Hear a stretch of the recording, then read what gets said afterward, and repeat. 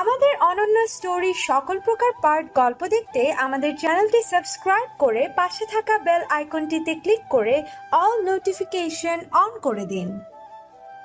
তুই ওখানেই দাঁড়িয়ে থাক, আমি আসছি বলে রোদ্দুর এগিয়ে গেল।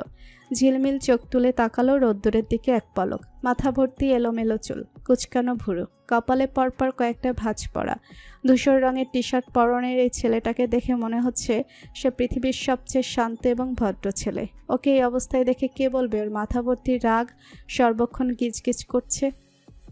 ঝিলমিলের মনে হলো রোদ্দুরকে সে বহু যুগ পর দেখছে। ওই মুহূর্তে হিসেব করে দেখলো রোদ্দুরের সাথে তার দেখা হয় না 8 দিন হচ্ছে। উফ, অনেক দিন, দীর্ঘ সময়। রোদ্দুর কিছুক্ষণ নিশ্চুপ দাঁড়িয়ে থেকে ঝিলমিলের হাত ধরলো এবং এই ঝোপঝাড় থেকে বের হলো। সে 12টা থেকে এখানে এসে দাঁড়িয়ে আছে, একবারের জন্য ফিরে যায়নি। যদি ঝিলমিল এসে খুঁজে না পেয়ে ফিরে চলে যায়, রোদ্দুর সিদ্ধান্ত নিয়েছিল ঝিলমিল যতক্ষণ না আসবে ততক্ষণ সে এভাবেই ঠায় দাঁড়িয়ে থাকবে। এতক্ষণ যে কতগুলো মশার কামড় খেয়েছে তার ইয়ত্তা নেই। ঝিলমিল বলল, এত দূরে নিয়ে এসেছিস কেন? তাড়াতাড়ি ফিরতে হবে তো। রাখ তোর বাড়ি ফেরা।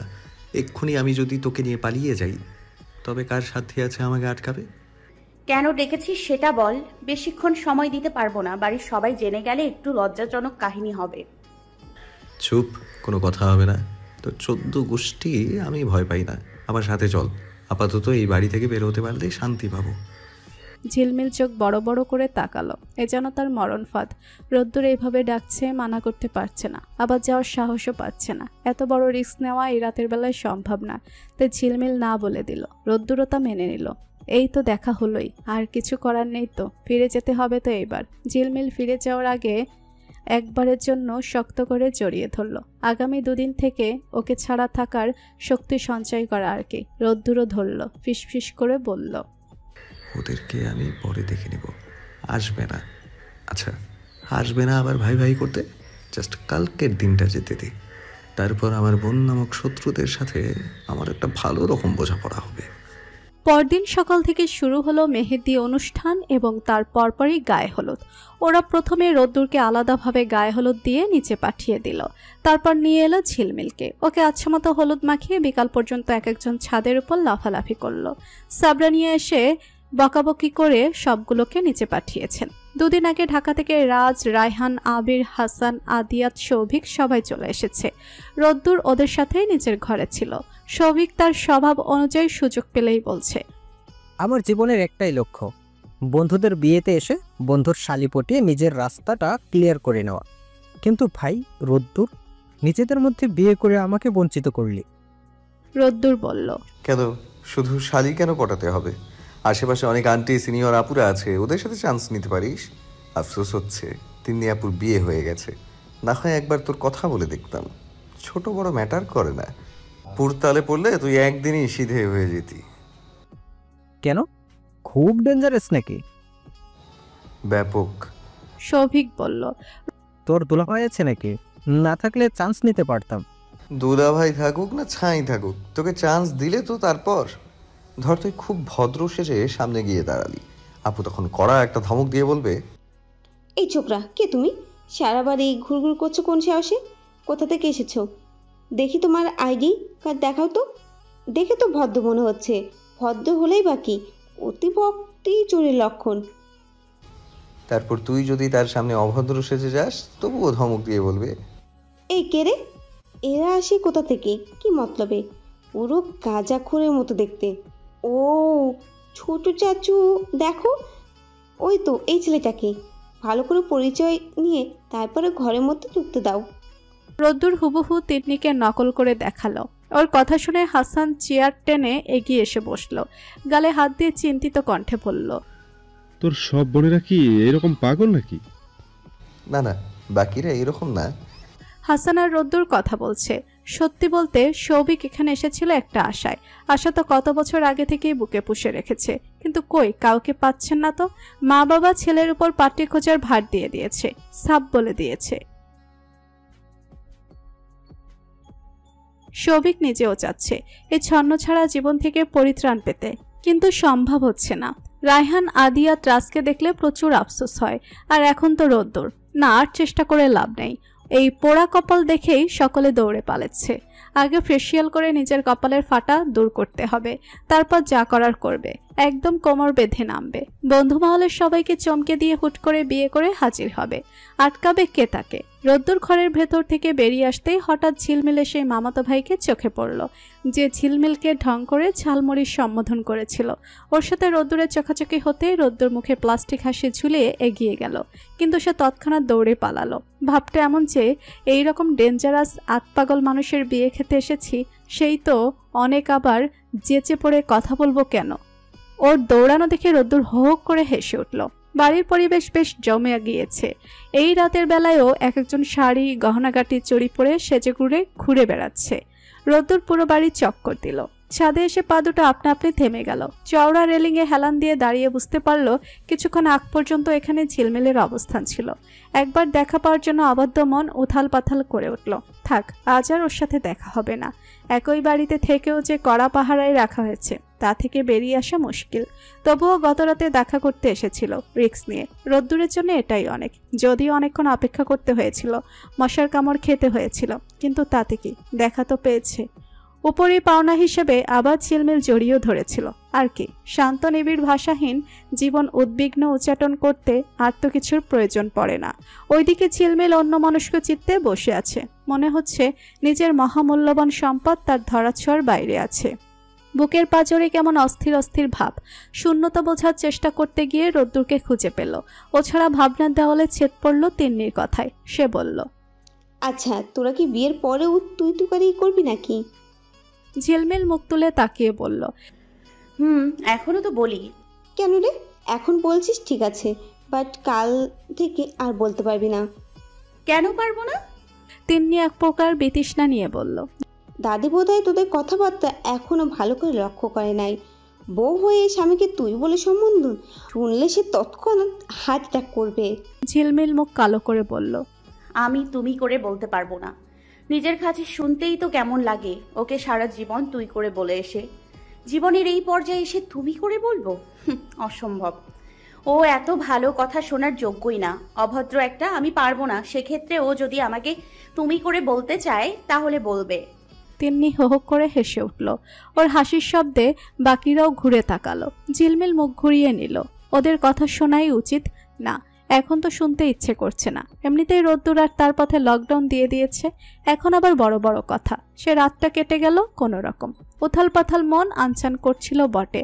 কেমন অদ্ভুত, তাই না? আগেরবার এইরকম অনুভূতি হয়নি, এইবার হচ্ছে। বিয়ে সম্পর্কে এইরকম কত কথাই তো বান্ধবীদের কাছে শুনেছে, কিন্তু নিজের বেলায় সে সবকিছুই হয় নাই বলে কিছুটা মন খারাপ ছিল। তবে এবার ভিন্নধর্মী অনুভূতির সাথে পরিচিতি হয়েছে। ভালো লাগছে। মনের অন্দরমহলে আনন্দ মিছিল হচ্ছে। কৌতূহলের ছাঁচে ভেতর কোনো অস্থির হয়ে উঠেছে। মন ও মস্তিষ্কের প্রতিটি রন্ধ্রে রন্ধ্রে বারবার বেজে চলছিল রোদ্দুরের বলা কথাগুলো।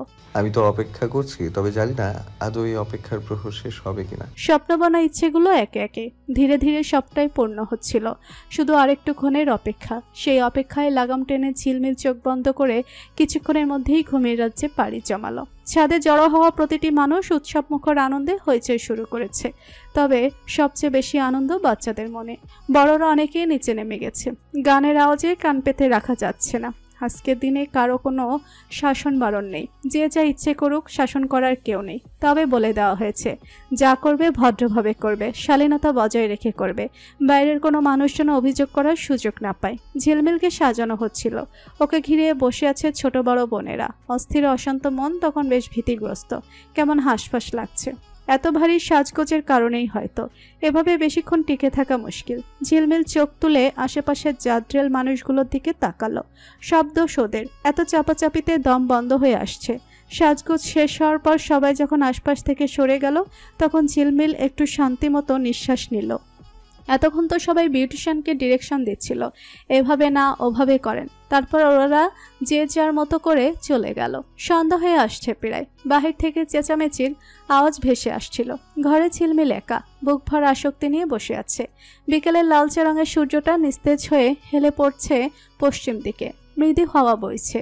অবাধ্য হাওয়ায় তার মন অলিক ভাবনার ভেলায় ভেসে হাবুডুবু খাচ্ছে। অবসন্ন এই সন্ধ্যায় ওর মন হারিয়ে যাচ্ছে। অবশেষে অপেক্ষার প্রহর শেষ হলো। এর আগের বার উচ্চ আওয়াজে কর্ণকুহারে ভেসে ছিল বউ এসেছে, বউ এসেছে, এইবার কানে ভাসছে বর এসেছে, বর এসেছে। ঝিলমিল তৎক্ষণাৎ উঠে গিয়ে অন্য পাশের জানালাটা খুলে দিল। শান্ত বাতাস তার চোখে মুখে আশ্রে পড়ল। জানালা দিয়ে দেখার চেষ্টা করলো বরবেশে রোদ্দুরকে, কিন্তু এত মানুষের ভিড়ে ওকে দেখাই গেল না। সবাই একদম ঘিরে ধরেছে। ঝিলমিল মনে মনে বলল, ধুর, হ্যাঁ আমার বরের সাথে এরা কি শুরু করেছে। একবার বিয়েটা হয়ে যাক, তারপরেই শালীদের নাগালের বাইরে চলে যাব, তখন দেখব কি করে আমাকে আর ওকে দূরে রাখে। আজ বর সাজে রোদ্দুরকে দেখে সত্যি সত্যি ঝিলমিলের মাথা ঘুরে গেল। বিশ্বাস হতে চাইল না এটা আসলেই রোদ্দুর। চোখ পাকিয়ে তাকালো, ভালো করে আগাগোড়া দেখে নিল, না ঠিকই আছে, কিন্তু একদম অন্যরকম লাগছে। এত ভদ্র, ইনোসেন্ট, মুখচোরা, আহারে সবসময় যদি এরকম সাদাসিধার সহজ সরল ভঙ্গিতে থাকতো সে। কিন্তু আফসোস করে লাভ নেই, রোদ্দুরের এই রূপ বেশিক্ষণ সহ্য করতে পারবে না সে, কারণ অভ্যস্ত নয় তো। ভালোবেসে ওই অভদ্রটাকে। অনুষ্ঠানে উল্লাসপূর্ণ, সকলের মনে আনন্দের হিল্লোল বইয়ে দিচ্ছে। গানের তালে তালে সুর মিলিয়ে, হাতে তালি ঠুকে, কোমর দুলিয়ে নাচ শুরু করে দিয়েছে পরিচিত অপরিচিত কয়েকজন। ভীষণ আনন্দঘন আমেজ। এত কিছুর মাঝেও রোদ্দুরের চোখ দুটো বাদিকে ঘুরিয়ে পাশে বসে থাকা প্রাণোচ্ছল মেয়েটিকে আটচোখে দেখে যাচ্ছে। বহুদিনের তৃষ্ণা মিটল।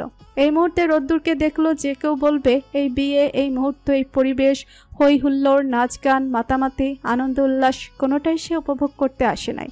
সে এসেছে তার ওয়ান অ্যান্ড অনলি বউটাকে এক নজর দেখার জন্য। পিপাসত মন তৃষ্ণা নিবারণের সেই সুযোগটুকু খুব সহজেই পেয়ে গেল। ঝিলমিল ছটফট করছিল। ভারী একটা শাড়ি, গয়নাগাটি গায়ের মধ্যে কুটকুট করছে। ইচ্ছে হচ্ছে সব ধরে এক ঝটকায় ফেলে দিতে। বিদায়ের পালা চুকাতে চুকাতে রাত 12টা বেজে গেল।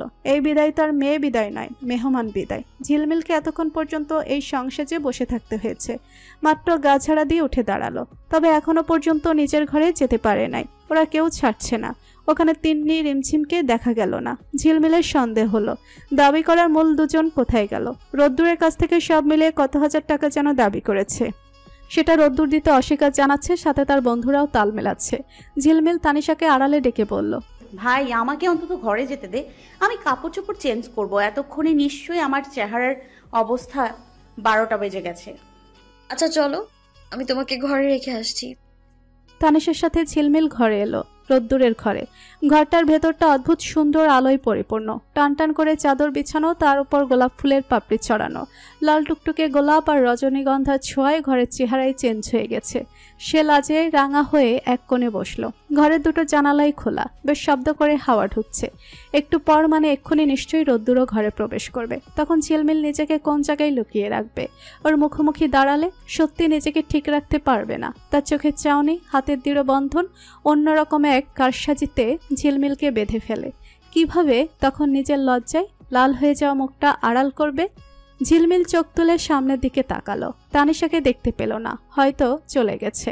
অবশেষে আকুতি বিকুলি মনের অপেক্ষা শেষ হলো। রোদ্দুর ঘরে প্রবেশ করতেই ঝিলমিল মিয়ে গেল। মাথা ঘোরাচ্ছে, কেমন কেমন লাগছে। শরীর জুড়ে কম্পন, মনে হচ্ছে আর বেশিক্ষণ দাঁড়িয়ে থাকতে পারবে না, এক্ষুনি মাথা ঘুরে পড়ে যাবে। রোদ্দুর এসে ঝিলমিলের সামনাসামনি দাঁড়ালো। ও তো অলরেডি মাথা নিচু করে নিয়েছে। রোদ্দুরকে দেখেও মাথা তুলে তাকাচ্ছে না। রোদ্দুর বেশ কিছুক্ষণ চুপচাপ দাঁড়িয়ে রইল। হঠাৎ করে ভারী গলাটা ভীষণ অধিকার সুলভ নির্ভর চিত্তে ডেকে উঠল, ঝিলমিল।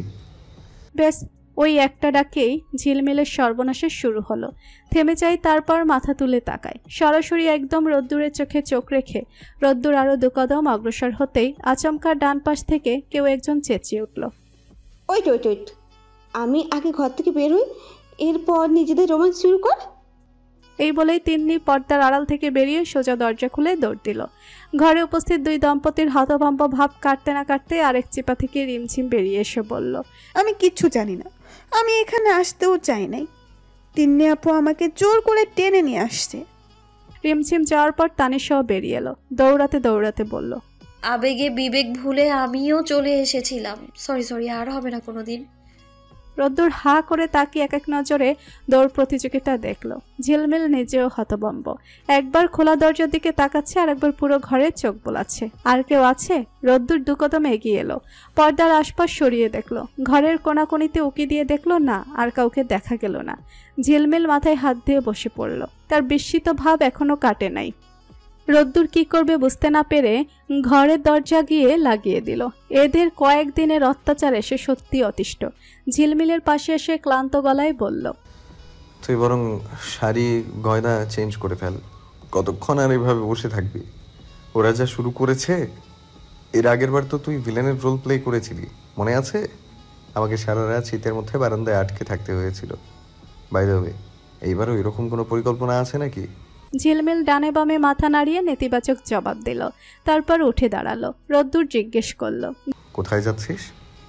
তুই না বললি এসব চেঞ্জ করতে? ঝিলমিল জবাব দিল, ও হ্যাঁ, তো উঠে যাচ্ছিস কোথায়? গায়ের গয়নাগাটি তো এখানে বসেও খোলা যায়। তোকে তো আমি উঠে চলে যেতে বলিনি। ঝিলমিল ড্রেসিং টেবিলের সামনে এসে দাঁড়ালো। আয়নায় নিজেকে দেখতে দেখতে বলল, আয়না না দেখে সম্ভব না। ওরা কিভাবে যেন কানের দুল চুলের সাথে পেঁচিয়ে দিয়েছে। তারপর শাড়িতে কতগুলো সেফটিভিন, উফ বিরক্তিকর। এমনিতেই সারা দিনের ধকলে ক্লান্ত লাগছে, তার উপর আবার এসব। রোদ্দুর এগিয়ে এসে বলল, আমি কি হেল্প করব? ঝিলমিল খোপার ফুল ও কাটা ছাড়াতে ছাড়াতে বলল, লাগবে না, তুইও চেঞ্জ করে নে, আমি দেখি কতদূর কি করা যায়। রোদ্দুর খুক খুক করে কয়েকবার কাশলো, সরে গেল না। ঝিলমিলের পাশেই দাঁড়িয়ে রইল। তার জানা মতে বাসর রাত তো এমন বোরিং হয় না। ঝিলমিল একাই লেগে পড়েছে সাজসজ্জা অপারেশন করতে। এমন হয় কখনো? এটা তো বরের দায়িত্ব। কোথায় গয়নাগাটি খোলা ছুতে অলক্ষে ওকে ছুঁয়ে দিবে। রোদ্দুর ভুরুকুচকে তাকিয়ে আছে। চুলের ক্লিপগুলো খুলতে ঝিলমিল রীতিমতো যুদ্ধ করছে। রোদ্দুর নিজ দায়িত্বে এগিয়ে গেল। ঝিলমিলের হাত সরিয়ে দিয়ে নিচে ওর চুল থেকে একে একে ক্লিপগুলো খুলে দিল। এতক্ষণ সে চুপ থাকলো, এবার একটু সরে গিয়ে বলল, হয়েছে, আর লাগবে না। বেশি বুঝিস সব সময়। হয়েছে আবার কি? আমি তো দেখতে পাচ্ছি এখনো কিছুই হয়নি। হাত ভর্তি চুড়ি। আচ্ছা, এসব তোকে কে পড়তে বলেছে? অযথা সময় নষ্ট। রোদ্দুরের কণ্ঠে বিরক্তিকর ভাব স্পষ্ট। ঝিলমিল কাচুমাচু ভঙ্গিতে বলল, আমি কি করব? ওরাই তো জোর করে এসব পরিয়ে দিল। আমি কত করে না বললাম, কথাই শুনলো না আমার। তা শুনবে কেন? অ্যাকচুয়ালি ওদের মেইন শত্রুতা আমার সাথে। আমাকে কিছু করতে পারছে না বলে তোকে টার্গেট করছে। আমার জীবনের বাঁকে বাঁকে কাটা বিছিয়ে দিয়েছে। মানে কি? রোদ্দুর ঝিলমিলের পাশে মুখ কালো করে বসে পড়ল। গালে হাত দিয়ে হতাশ কণ্ঠে বলল, কিছু না। ঝিলমিল যতই রোদ্দুরের কাছ থেকে পালানোর জন্য পথ খুঁজে বেড়াচ্ছে, রোদ্দুর ততই কাছাকাছি এগিয়ে আসছে। আশ্চর্য, তার কি লজ্জা করে না? এইভাবে গালে হাত দিয়ে তাকিয়ে থাকার মানে কি? সারা জীবন তো দেখেছে। বিগত কিছুদিন দেখে নাই বলে কি এইভাবে তার সুদে আসলে শোধ করতে হবে? ঝিলমিল চুপচাপ দাঁড়িয়ে আছে বলে রোদ্দুর বলল, তোর আবার কি হলো? তুই দাঁড়িয়ে আছিস কেন? সবার মতো তুইও আমার সাথে নতুন করে শত্রুতা আমি শুরু করলি নাকি? তাড়াতাড়ি কর। ঝিলমিল অস্বস্তির মধ্যে পড়ে গেল। কানের দুলটা কিভাবে যেন চুলের সাথে পেঁচিয়ে গেছে। ঝিলমিল মুখ ঘুরিয়ে রোদ্দুরের শান্ত মুখটার দিকে তাকালো এক বুক দ্বিধা নিয়ে। এখন যদি রোদ্দুর একটু হেল্প করতো, কিন্তু সে তো বাচ্চাদের মতো পা ছড়িয়ে করুণ মুখে বসে আছে। ঝিলমিল জানতো সে এইরকম পরিস্থিতির মুখোমুখি পড়বে। তখন অনেকবার বলেছিল, ওরা কেউ কোনো কথা শোনে নাই। তিন্নি চুপি চুপি কানে কানে বলেছিল, আরে তুই এত চিন্তা করছিস কেন? এগুলো কি তোর দায়িত্ব নাকি? যার দায়িত্ব সে নিজে আগ্রহ সব খুলে নেবে। তৎক্ষণাৎ ঝিলমিলের কান গরম হয়ে এসেছিল। আর এই মুহূর্তে যে কোনো এসব অশ্লীল কথাবার্তা মাথায় আসছে কে জানে। রোদ্দুর বুঝে গেল কি লজ্জার ব্যাপার হবে। ছি! ঝিলমিল কোনো কিছু না ভেবে চুলগুলো একপাশ থেকে সরাতে ব্যস্ত হয়ে পড়ল। মাত্র কিছু সেকেন্ড অতিবাহিত হলো। সে মৃদুস্বরে উফ করে চিৎকার দিয়ে উঠল। রোদ্দুর সহসা ঘুরে তাকালো, উঠে দাঁড়িয়ে জিজ্ঞেস করলো, কি হয়েছে? ঝিলমিলের মুখে কিছু বলতে হলো না। ওর চোখ মুখ খিচিয়ে কানে হাত দিয়ে দাঁড়িয়ে থাকতে দেখে সে যা বোঝার বুঝে গেল। রোদ্দুর এক পলকেই চুলগুলো পেটের পেছন দিকে সরিয়ে দিল। স্পষ্ট দেখতে পেল কানের লতির অংশটুকু রক্তাক্ত। সে শান্ত কণ্ঠে বলল, কিচ্ছু হয় নাই, চুপচাপ দাঁড়িয়ে থাক। মনে মনে সে বিউটিশিয়ানদের 14 গোষ্ঠী উদ্ধার করতে করতে টিস্যু নিয়ে এসে আলতোভাবে রক্তাক্ত স্থানে চেপে ধরল। চিনচিনে এক ধরনের ব্যথা অনুভব হচ্ছে। ঝিলমিল নিঃশ্বাস বন্ধ করে দাঁড়িয়ে আছে। বিয়ের শখ তার এই জন্মে ঘুচে গেছে। কত কি পরিকল্পনা করে রেখেছিল। প্রত্যেক বিবাহবার্ষিকীতে একবার করে বউ সাজবে। এখন মনে হচ্ছে না থাক, তার দরকার নেই। আমি আগে বেঁচে থাকি, তারপর সব। ব্যথার পরিমাণ কিছুটা কমে এলে রোদ্দুর ধীরে ধীরে ওই অংশটুকু ড্রেসিং করে দিল। তারপর নিজ দায়িত্বর হাতে চুড়ি সহ যাবতীয় গয়নাগাটি খুলে দিল। ঝিলমিল চোখ বুজে ব্যথা সহ্য করে গেল। আর ইচ্ছে হলো না রোদ্দুরকে বলতে, ওকে অস্থিরতার মধ্যে ফেলতে। এমনিতেই সারাদিন তার উপর দিয়ে প্রচুর ধকল গেছে, তার উপর আবার এসব অত্যাচার। এই এক রাত কি ঘিরে মানুষের কত স্বপ্ন থাকে, রোদ্দুরেরও আছে, অবশ্যই আছে। এই জন্যই এত তাড়াহুড়া করছে তখন থেকে। ঝিলমিলের মনটাই খারাপ হয়ে গেল। রোদ্দুরকে এভাবে মুখ ভার করা অবস্থায় দেখতে তার মোটেও ভালো লাগছিল না। সে তো রোদ্দুরের সে চাহনি দেখতে চেয়েছিল। সেদিন রাতের মতো সে মাদকে পূর্ণ হওয়া শীতল চোখ দুটো দিয়ে অনিমেষ তার দিকে চেয়ে থাকবে। হৃদয় চোয়ানো সে দৃষ্টিতে ঝিলমিলের সারা পৃথিবী থমকে যাবে। ওই দু চোখের চাহনিতেই রোদ্দুর ব্যগ্রভাবে আরেকবার বলবে ভালোবাসার কথা। দুজনের মধ্যে ভালো লাগা অথবা মন্দ লাগা যাই থাকুক না কেন, চোখের ভাষায় তা নীরবে প্রকাশ পাবে। ঝিলমিলের ভাবনা ছেদ পড়ল রোদ্দুরের কথায়। এখন কি আর ব্যথা আছে? ঝিলমিল মাথা নাড়িয়ে না বলল। রোদ্দুর পুনরায় বলল, আচ্ছা ঠিক আছে, তুই গিয়ে শাড়ি চেঞ্জ করে আয়। এই বলে সে নিজেই আলমারি থেকে ঝিলমিলের কাপড় চোপড় বের করে হাতে ধরিয়ে দিল। অষ্টমে গিয়ে ঝিলমিলের আরেক দশা হলো। ব্লাউজের হুক খুলতে গিয়ে নিজের সাথে একরকম যুদ্ধ চালালো। আজকের এই সময়টা এত বাজে কাটবে কল্পনাও করতে পারেনি। কান্না পাচ্ছে খুব। শেষ পর্যন্ত যুদ্ধ শেষ করে বেরিয়ে আসতে সক্ষম হয়। ঝিলমিল বের হতেই রোদ্দুর ঘড়ির দিকে তাকালো। ওর দৃষ্টি অনুসরণ করে ঝিলমিলও তাকালো। ও মা, 4টে বাজে। আতকে উঠল ঝিলমিল। এত সময় কখন পেরিয়ে গেল? রোদ্দুর বুক থেকে ভাঁজ করা হাত দুটো স্থির চিত্তে আলগা করে গম্ভীর কণ্ঠে বলল, নে, রাতের অর্ধেকটা পার হয়ে গেল, একটু পর ভোরের আলো ফুটলো বলে। আর কি, ঘুমিয়ে পড়। রোদ্দুর বোধহয় এই কথাটা বলার অপেক্ষাতেই ছিল। ঝিলমিলকে বলা শেষ, তার দায়িত্বও শেষ। এরপর চুপচাপ বিছানায় একপাশে শুয়ে পড়ল এবং চোখ বুজে ঝিলমিলকে বলল, বাতি নিভিয়ে দে। ঝিলমিলের মন খারাপের স্তর এবার সর্বনিম্নে নেমে গেল। সে বাতি নিভিয়ে রোদ্দুরের পাশে শুয়ে পড়ল। অবাধে ঘুমিয়ে পড়েছে, কোনো প্রতিক্রিয়া নেই। ঝিলমিল ঠিকই রোদ্দুরের শান্ত নির্ভাবনার চোখ দুটো দেখে বুঝেছে রোদ্দুরের অভিমান। ঝিলমিলের ঘুম এলো না। সে অনেকক্ষণ পর্যন্ত রোদ্দুরের মুখের দিকে তাকিয়ে বসে রইল। তারপর একসময় আজান দিল। ভোরের আলো ফুটতে শুরু করলো। ঝিলমিল উঠে গেল। বাড়ির সবাই এখনো ঘুম। অনেক রাত পর্যন্ত জেগেছে না। ঝিলমিল মন মেজাজ ঠিক করতে রান্নাঘরে গিয়ে কড়া করে 1 কাপ চা বানালো। চায়ের কাপ হাতে নিয়ে বারান্দায় এসে দাঁড়ালো। বিয়ের আমেজ এখনো যায়নি। বাড়িঘর সাজানো, তবে নিজের মনেই হচ্ছে না বিয়ের অনুষ্ঠানটা তার হলো। সবকিছু মিলিয়ে ভীষণ বিরক্তিকর একটা পরিস্থিতি। সব রাগ গিয়ে পড়লো বোনদের উপর, কিন্তু ওদের উপর রাগ করাটাও সমীচীন নয়। অস্থির মনে ঝিলমিল আবারও রোদ্দুরের পাশে এসে বসলো। সে গভীর ঘুমে আচ্ছন্ন। ও আলতো করে রোদ্দুরের মাথায় হাত রাখলো। তারপর দীর্ঘ সময় নিয়ে চুলে হাত বুলিয়ে দিল। সকালের আলো যখন আরেকটু প্রকট হলো, তখন আরেকবার ঘর ছেড়ে বের হতেই বড় চাচিকে দেখতে পেল। তিনি ঝিলমিলকে দেখে একগাল হেসে পড়লেন। ও মা, নতুন বউয়ের ঘুম ভেঙে গেল এত তাড়াতাড়ি? ঝিলমিল মাথা নাড়ালো। তারপর উনি রোদ্দুরের কথা জিজ্ঞেস করলেন। ঝিলমিল অল্প কথাই জবাব দিল। এই বাড়িতে তার আসলে কোনো কাজকর্ম নেই আগে থেকে। মা চাচিরা সব করে আসছেন। ওদের বোনদের দিয়ে কখনোই রান্না বান্না বা অন্য কোনো কাজ করাই নাই। তাই ঝিলমিলের রান্নাঘরে থেকেও অভ্যস্ত নয়। বড় চাচি সকালে নাস্তার আয়োজন করেছেন। ধোয়ায় ঝিলমিলের অবস্থা খারাপ হয়ে গেল। আধ ঘন্টার মাথায় রান্নাঘর থেকে দৌড়ে পালালো। ওখান থেকে বের হতেই তিন্নির সামনে পড়লো। তিন্নি ঝিলমিলকে দেখেই পাকড়াও করলো। কিরে কিরে, এত তাড়াতাড়ি ঘুম থেকে উঠে পড়েছিস? আমি তো ভেবেছিলাম আজ তোদের দুটোকে আমি হারিকেনের জ্বালিয়েও খুঁজে পাবো না। ভাই, তবে রাত কেমন কাটলো? নিশ্চয়ই ঘুম আসিসনি। সরি, ঘুম আসিস নাই নাকি তোকে ঘুম আসতে দেয় নাই? তিন্নি চোখ পাকিয়ে জিজ্ঞেস করলো। ঝিলমিল মনমরা কণ্ঠে বলল, তোমরা আমার সাথে কথাই বলো না। তোমরা যা করেছো কাল, যেই হারে এক একজন ঘর থেকে ইঁদুরের মতো বের হলে কি আর বলবো। উফ, দেখতে তো চেয়েছিলাম তোরা কি করছিস। তারপর রোদ্দুর যখন তোর দিকে এগিয়ে গেল, তখন মনে হলো থাক ভাই, এরা ছোট ভাই বোন, বিবেকের কাছে পরাজিত হয়ে চলে এসেছি। বল না, কি করলি তোরা? ভাই তোকে কি দিল? তিন্নি এ কথা বলে ঝিলমিলের থুতনিতে হাত রেখে মুখ ঘুরিয়ে ফিরিয়ে দেখতে দেখতে ফের বলল, দেখি চুমুর দাগ রয়ে গেছে কিনা। তার কাঙ্ক্ষিত জিনিসটা খুঁজে পেলেও ঝিলমিলের কানের লতিতে ব্যান্ডেজটা চোখে পড়ল। অবাক হয়ে প্রশ্ন করল, এখানে কি হয়েছে? কামড়ের দাগ নাকি? তাই বলে এইভাবে? মানুষ এত নিষ্ঠুর। ঝিলমিল একরাশ বিতৃষ্ণা নিয়ে তাকিয়ে আছে। যা ইচ্ছায় বলতে থাকুক, সে কিচ্ছু বলবে না।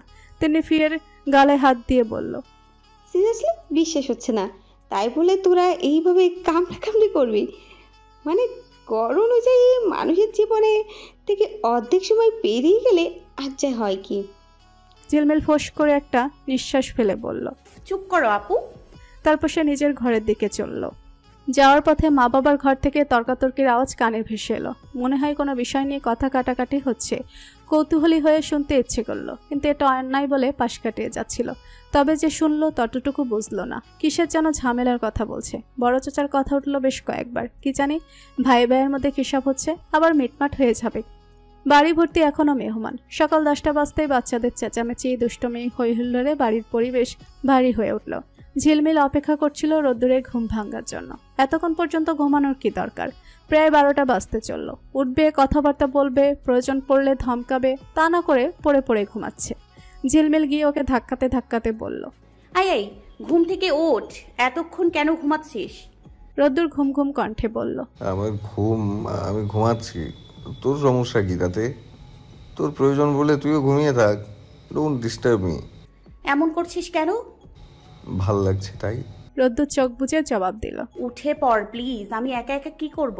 রোদ্দুর এবার পরিপূর্ণভাবে চোখ মেলে তাকালো, বলল, কেন? তোর পেয়ারের বোনেরা আজকে কোথায়? যা তাদের কাছে যা, আমার এখানে কাজ কি? এসেছে এই 7 সকালে আমাকে বিরক্ত করতে। 7 সকাল? এখন 12টা পার হয়ে গেছে। রোদ্দুর ঘড়ির দিকে তাকালো, বিরক্তি নিয়ে বলল, তাতে কি? আমার কাছে এখন 7 সকাল। তুই আমার সাথে এমন করছিস কেন? আমি কি করেছি? ঝিলমিলের কণ্ঠটা করুণ শোনা গেল। রোদ্দুর নিচের হাতটা ঝিলমিলের হাত থেকে ছাড়িয়ে নিয়ে বলল, কিচ্ছু করিসনি, সব দোষ আমার। কাল আমি ঢাকা চলে যাচ্ছি, এই যন্ত্রণার মধ্যে থাকতে পারবো না। তুই গেলে তৈরি হয়ে থাকিস। আমি যাবো তো। রোদ্দুর আর কিছু বলল না। ফ্রেশ হয়ে টি শার্ট একটা গায়ে জড়িয়ে ঘর থেকে বের হলো। এরপর সকলের গল্পের হাসি হাট্টার মধ্যমণি হলো রোদ্দুর। এই রাতের পর এত দেরি করে ঘুম থেকে উঠেছে বলে কম বেশি ছোট বড় সবাই তাকে ইচ্ছে মতো পচালো। রোদ্দুর সেই যে দুপুর নাগাদ বেরিয়েছে, সন্ধ্যা পর্যন্ত ওর খোঁজ পাওয়া গেল না। ঝিলমিলের মনে হলো বিয়ের থেকেও বিয়ের পরবর্তী দিনটা সামলানো কঠিন। বোনেরা ভাবিরা সবাই বাঁকা দৃষ্টিতে তাকিয়ে থাকে, অযথা একটা কথা বলে নিজেরাই হাসাহাসি করে, সত্য মিথ্যা যাচাই করার প্রয়োজন মনে করে না। ঝিলমিলের তখন মনে হয় তার পায়ের নিচের মাটি দূর ফাঁক হয়ে যাক আর সে শটান করে মাটির নিচে ঢুকে পড়ুক। পরবর্তী সময়টা খুব বোরিং কাটলো। রোদ্দুরের জন্য ছাদের এলেঙে হেলান দিয়ে বারান্দায় দাঁড়িয়ে অপেক্ষায় কাটলো, কিন্তু তার কোনো খোঁজ নাই। বন্ধুদের নিয়ে কোথায় গিয়ে বসে আছে কে জানে। ঠিক আছে, ঘরে বউ ফেলে শুধু ঘোরাঘুরি। আজকে আসুক বেটা, উচিত শিক্ষা দিয়ে ছাড়বে ঝিলমিল। কোমর বেঁধে নামবে এবার, একটা হেস্তনস্ত করতেই হবে। কথাই বলে না, ছেলে মানুষকে বেশি বার বাড়তে দেওয়া উচিত না। এরা উড়াউড়ি পছন্দ করে, অতিরিক্ত উঠতে গেলে ডানা দুটো কেটে ফেলতে হয়। ঝিলমিল তাই করবে। সে নিজের চুলগুলো সামনে এনে হাতে পেঁচিয়ে মনে মনে বলল, আজকে তুমি বুঝবা চান্দু, কত ধানে কত চাল। রোদ্দুরে ফিরতে ফিরতে সে রাত হলো। সবাই ক্লান্ত হয়ে দ্রুত খেয়ে দিয়ে নিজেদের ঘরে গিয়ে কাঁথা মুড়ি দিয়ে শুয়ে পড়েছিল। আর ঝিলমিল সে চাতক পাখির ন্যায় চেয়েছিল রাস্তায়। রোদ্দুরকে তার বন্ধুদের সাথে হেসে হেসে বাড়ি ফিরতে দেখে যতটা না স্বস্তি পেল, তার চেয়েও বেশি রাগ হলো। বুকের পাটা কত বড় ব্যাটার, বউকে ফেলে রেখে সে বন্ধুদের সাথে গিয়ে আড্ডা মারে, আবার হাসতে হাসতে বাড়ি ফিরছে। নির্লজ্জা কোথাকার। ঝিলমিল ঘরে গিয়ে আলতো করে দরজা ভিজিয়ে দরজার পাশে এমনভাবে দাঁড়ালো যেন সাহসে এই ঘরে ঢোকা মাত্র তাকে চোখে না পড়ে। মিনিট 10 মাথায় রোদ্দুর ঘরে প্রবেশ করলো। ভেবেছিল বাতি জ্বালিয়ে ঝিলমিলকে দেখতে পাবে, কিন্তু সে নেই। রোদ্দুর নির্বিকার ভঙ্গিতে এগিয়ে এলো ড্রেসিং টেবিলের দিকে। শার্টের বোতামগুলো খুলতে নিলেই পেছন থেকে কেউ হঠাৎ গলায় ছুরি তাক করলো। রোদ্দুর আয়নায় দেখতে পেল ঝিলমিলকে। সে কিছু বলতে নিলেই ঝিলমিল ধমক দিয়ে চুপ করিয়ে দিল। চুপ, কথা বললেই গর্দান নিয়ে নিব। রোদ্দুর ঠোঁটের কোনায় বাঁকা হাসি ফুটিয়ে বলল, গর্দান? আচ্ছা নে দেখি, কত ক্ষমতা তোর, প্রমাণ দে। ঝিলমিল চটান চটান ভঙ্গিতে বলল, আমার ক্ষমতার সাহস পরীক্ষা করতে আসিস না, নিজেকে নিয়ে ভাব। তোর জীবন মরণ এখন আমার হাতে। বল, কেন সে সময় আমাকে কিছু না বলে গট গট করে বেরিয়ে চলে গিয়েছিলি? তারপর আমি তোকে 1000 বার ফোন করেছি, ফোন তোলার প্রয়োজন মনে করিস নাই কেন? গুরুত্ব দিলে মানুষ বিরক্ত হয়, এটা কি তার প্রমাণ? ঝিলমিল তেজি গলার কথাগুলো শুনে রোদ্দুরের হাসি পেল বটে, তবে শেষের কথাটুকু যেহেতু সে সিরিয়াস বলেছে তাই আর হেসে ফেলল না।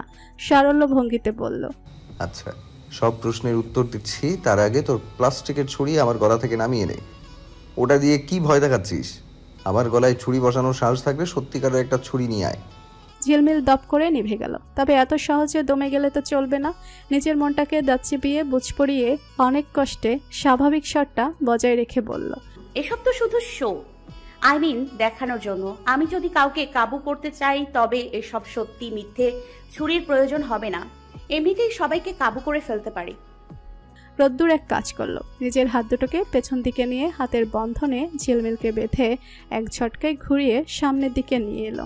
আচমকা এমন আক্রমণের জন্য ঝিলমিল প্রস্তুত ছিল না। প্লাস্টিকের ছুরিটা হাত থেকে নিচে পড়ে গেল। রোদ্দুরের সেসব দেখার বিষয় না, সে তার তীক্ষ্ণ বিচক্ষণতার মাধ্যমে বেশ চতুরভাবেই ধরতে পেরেছে ওকে। ঝিলমিল সামান্য হাতে ব্যথা পেল, আহ করে উঠল। রোদ্দুর কোনো কিছু মান্য করার মতো অবস্থা দেখালো না, জেদি মনোভাব ফুটিয়ে ভীষণ নাছোড় কণ্ঠে বলল, আমাকে যেভাবে কাবু করেছেন সেভাবে কাবু করার সাহস কিন্তু অন্য কাউকে দেখাতে যাবেন না। আমি সব সহ্য করতে পারবো, কিন্তু আমার মানুষটাকে অন্য কারো হাসিতে কিংবা আপনার মাদকময় দৃষ্টিতে অন্য কারোর জন্য মায়া আমি সহ্য করতে পারবো না। তারপর এক হাতে আলতো করে ঝিলমিলের চোখে হাত বুলিয়ে বলল, আপনার এই সরল চোখের চাহনি, বিস্ময় বিমূঢ় চোখ দুটো, ঠোঁটের ভাষা, নরম হাতের ছোঁয়া, সব কিছু আমার জন্য বরাদ্দ থাকবে। হতবুদ্ধির মতো কিছুক্ষণ চেয়ে থাকে ঝিলমিল। এসেছিল রোদ্দুরকে একটা চরম শিক্ষা দিতে, অথচ নিজেই তার কট্টর বন্ধনে আবদ্ধ হয়ে গেছে। প্রতিবার এমনটাই হয়। ঝিলমিল এক পলক তাকালো রোদ্দুরের চোখের দিকে, অজস্র না বলা কথা সেখানে খেলা করছে। রোদ্দুর নিজের হাতের বন্ধন একটু ঢিলা করতেই বুক ভেদ করা হতদম শ্বাসটা সশব্দে ছেড়ে দিল ঝিলমিল, কিন্তু ভেতরে ভেতরে পাঁজরের তলায় তীব্র দুগ্ধকানিটা টের পাচ্ছে সুস্পষ্টভাবে। রোদ্দুর পুনরায় তার ভারী গম্ভীর গলায় ঝিলমিলের চিবুক ছুঁয়ে পড়ল।